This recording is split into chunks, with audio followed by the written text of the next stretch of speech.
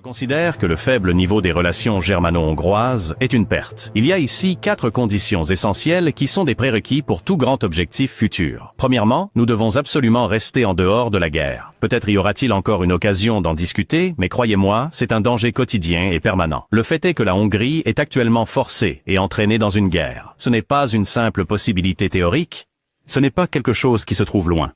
C'est ce qui frappe à la porte tous les jours, et je dois garder cette porte fermée de toutes mes forces. Chaque jour qui passe, être entraîné dans un conflit armé représente un danger quotidien pour la Hongrie. Donc, la première condition essentielle à tout grand projet d'avenir est de rester absolument en dehors de cette guerre. L'autre chose est que nous ne devons pas donner notre argent aux Ukrainiens. Cela peut sembler strict, mais si vous n'avez pas d'argent, vous n'avez pas de grand projet.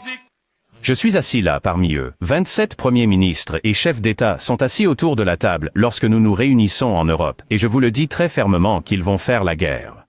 Ces réunions ne sont plus des discussions politiques. Ces derniers temps, elles sont devenues des conseils de guerre, où des pays bien plus grands que le nôtre, allemands, français et autres, parlent de la façon dont nous allons gagner, de la façon dont nous allons vaincre les Russes, de la façon dont nous allons les forcer à payer des réparations, de la façon dont nous allons les obliger à rembourser l'argent que nous donnons actuellement aux Ukrainiens. Ce ne sont donc pas des enfants assis là. Ce sont des dirigeants européens, élus, responsables de leurs décisions, et ils allouent les fonds en conséquence. Ils envoient de cet argent à l'Ukraine. Ils le dépensent pour acheter des armes destinées à l'Ukraine, et ils l'utilisent également pour acquérir des armes pour leurs propres forces armées. En d'autres termes, nous assistons en Europe occidentale à une véritable et concrète préparation à la guerre.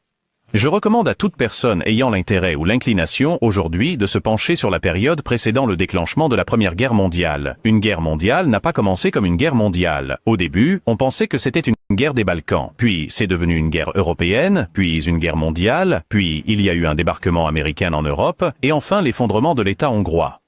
C'est ainsi que nous en sommes arrivés à cette situation. Donc la guerre est très proche, et